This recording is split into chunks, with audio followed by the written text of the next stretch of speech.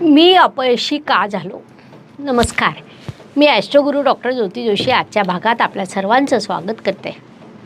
आज आपण अत्यंत महत्त्वपूर्ण विषयावर चर्चा करणार आहोत. तो विषय म्हणजे मी अपयशी का झालो? खरं तर हा प्रश्न अगदी सर्वांनाच पडत असतो आणि त्याचं उत्तर शोधण्याचा देखील सर्वजण प्रयत्न करीत असतात. यावरून या विषयाचं गांभीर्य तुमच्या लक्षात आलं असेलच. म्हणूनच आजच्या भागाला शेवटपर्यंत बघायला विसरू नका.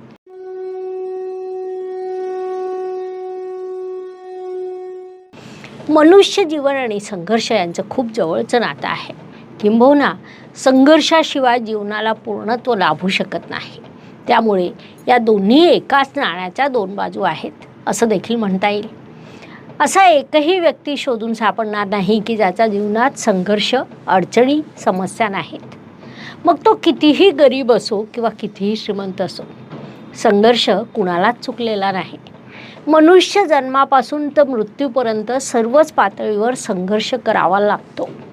केवळ वेळोवेळी त्या संघर्षाचं स्वरूप बदलतं. मनुष्य जीवनाचा प्रवास हा साधा सोपा अजिबात नाही. अनेक वळणावळणांनी, खाच खळग्यांनी तो भरलेला असतो. महत्त्वाची बाब म्हणजे जीवनाचा हा प्रवास कोणत्या क्षणी कोणत्या वळणावर आपल्याला घेऊन पोचवेल हे कोणीही सांगू शकत नाही. अनेक प्रकारच्या आव्हानांना मनुष्याला सामना करावा लागतो. अगदी नवजात शिशूसाठी देखील बाह्य विश्व हे आव्हानात्मक असतं. नेमकं आपण कुठे आलो आहे, कशासाठी आलो आहे हे त्याला कळत नाही. म्हणून तो रडायला सुरुवात करतो आणि तेथूनच त्याच्या संघर्षाची देखील सुरुवात होते. किंबहुना भूक लागल्यानंतर त्याला आधी रडून सिद्ध करावं लागतं की मला भूक लागलेली आहे.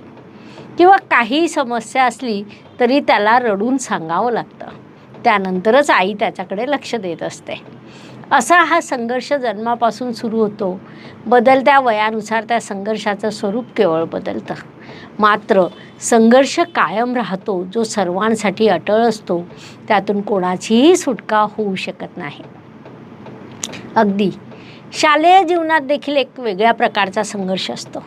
अभ्यासाची, ज्ञान प्राप्त करण्याची चिंता, पालकांच्या अपेक्षा, अशा अनेक गोष्टींमध्ये माणसाचं बालपण व्यतीत होतं. त्यात अनेक लोक वेगवेगळ्या प्रकारच्या गोष्टी आपल्या डोक्यात भरवत असतात. म्हणजे 10वी हा मनुष्य जीवनातील सर्वात महत्त्वाचा टप्पा असतो. त्याला यशस्वीपणे पार केल्यानंतर पुढील मार्ग सुकर होतो. ही बाब 10वीत असताना किंवा त्याआधी देखील प्रत्येकाने ऐकलेली असेल. त्यामुळे आपण 10वीला खूप गांभीर्याने घेतो, मनापासून अभ्यास करतो. म्हणजे यानंतर तरी आपला संघर्ष संपेल अशी कुठेतरी एक भाबळी आशा मनुष्याला असते. मात्र 10वी नंतर पुन्हा 12वीचं वर्ष येतं, त्यानंतर पुन्हा पदवी येते, त्यानंतर करिअर येतं, त्यानंतर संसार येतो. अशा अनेक महत्त्वाचे टप्पे मनुष्य जीवनात येतात. यातील प्रत्येक टप्पा अत्यंत महत्त्वाचा असतो. म्हणजे हा सर्वात जास्त महत्त्वाचा, हा कमी महत्त्वाचा अशी तुलना त्यात करता येत नाही. महत्त्वाची बाब म्हणजे प्रत्येक टप्प्याचा संघर्ष हा ठरलेला असतो. केवळ त्याचं स्वरूप बदलत जातं. शिक्षण चांगल्या प्रकारे पूर्ण केलं, परिश्रम करून करिअर खूप चांगल्या पद्धतीने घडवलं, आर्थिकदृष्ट्या संपन्न झालो, स्थिर स्थावर झालो की आपला संघर्ष आता तरी संपेल अशी देखील एका वेळी अपेक्षा मनात जागृत होते, जी केवळ आपली स्वतःसाठीच असते. मात्र पैसा आला तरी संघर्ष सुरू राहतो. यानंतर कुटुंब वृद्धी झाली, घरात बाळाचं आगमन झालं की संघर्ष संपेल. तरीही संघर्ष काही संपण्याचं नाव घेत नाही.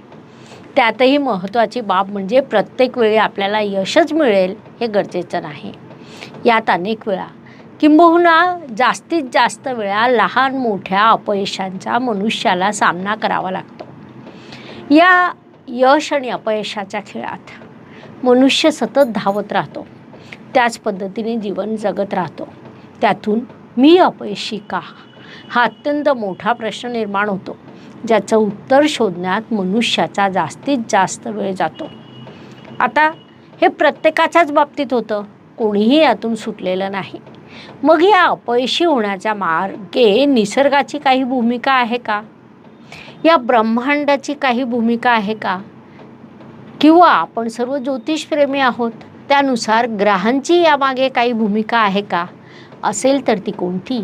या गोष्टी आपण समजून घेऊ शकतो. किमान तसा प्रयत्न आपण नक्कीच करू शकतो. ज्योतिषशास्त्राचा अनेक वर्ष सखोल अभ्यास केल्यानंतर मी काही निरीक्षणं नोंदवलेली आहेत की विशिष्ट राशीचे लोक आपल्या जीवनात काही विशिष्ट कारणांनी अपयश होतात, विशिष्ट कारणांनी यशस्वी देखील होतात. मग या अपयशी होण्यामागील कारणं काय आहेत? ती कमी करता येईल का? आयुष्य जास्त सुखद आणि सुखकर करता येईल का? या दृष्टीने आपण विचार करू शकतो. त्यानुसार आम्ही हा नवीन उपक्रम सुरू करण्याचं ठरवलं आहे की प्रत्येक राशीला त्याच्या अपयशाची कारणं सांगावीत. म्हणजे मी अपयशी का, यामागील कारणं लोकांना सांगावं. अर्थात केवळ कारणं सांगणं हा त्यामागील उद्देश नाही, तर त्यातून त्यांना यशाची दिशा सापडते का, हा मूळ उद्देश आहे. कारण कित्येक वेळा मनुष्याला आपण चुकलं हेच कळत नाही, आपण कुठे चुकतोय हेच लक्षात येत नाही. ते जर लक्षात आलं तर मनुष्य योग्य मार्गावर मार्गक्रमण करून आपल्या जीवनाला नक्कीच उन्नत करू शकतो. ते घडून येण्यासाठी आम्ही हा नवीन उपक्रम सुरू करीत आहोत. अर्थात बाळ रडल्याशिवाय आई देखील त्याला दूध पाजत नाही. तुमच्याकडनं मागणी आली तरच आम्ही या विषयाचे व्हिडिओ बनवणार आहोत. कारण मुळात हे सर्व जाणून घेण्याची तुम्हाला इच्छा आहे की नाही हे आम्हाला जाणून घ्यायचे आहे. तसंच एखादी गोष्ट जाणून घेण्याची, समजून घेण्याची इच्छा जेव्हा आपल्या मनात जागृत होते तेव्हा त्या गोष्टीचं गांभीर्य वाढीस लागतं, उत्सुकता वाढीस लागते. तशी संधी आपल्याला प्राप्त होते तेव्हा ती गोष्ट आपण अधिक चांगल्या प्रकारे समजून घेऊ शकतो. यानुसार तुम्ही आपली मागणी कमेंट बॉक्समध्ये नोंदवावी. त्यात तुमची राज सांगावी आणि मी अपयशी का झालो हा विषय द्यावा. म्हणजे तुमच्या राशीनुसार आम्ही व्हिडिओ बनवू शकू. त्यातही महत्त्वाची बाब म्हणजे प्रत्येक वेळी आपण राशीनुसार क्रमाने व्हिडिओ बनवत असतो, मात्र त्यामुळे शेवटच्या राशीच्या जातकांना बरीच वाट पाहावी लागते.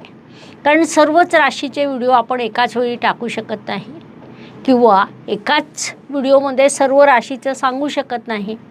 त्यामुळे आम्ही निर्णय घेतला की ज्या राशीचे किमान 100 किंवा त्यापेक्षा जास्त कमेंट अगोदर येतील त्या राशीवर आम्ही अगोदर व्हिडिओ बनवणार आहोत.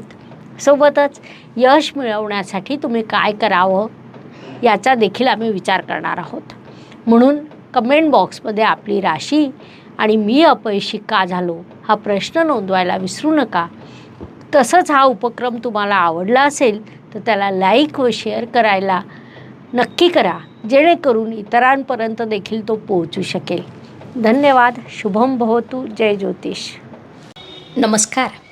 शास्त्राचा अभ्यास करण्यासाठी माझी मराठीतून 11, हिंदीतून 2 अशी पुस्तकं प्रकाशित झाली आहे. विशेष बाब म्हणजे मी स्वतः संशोधित केलेली ज्योती जोशी पद्धती अर्थात जे पद्धती या विषयावर स्वतंत्र ग्रंथ उपलब्ध आहे, त्याचा देखील लाभ घ्यावा. यूट्यूबची कार्यप्रणाली ही मुख्यतः लाईक, शेअर आणि सबस्क्राईबवर चालते. Please like, share and subscribe the channel. धन्यवाद. शुभम भवतु.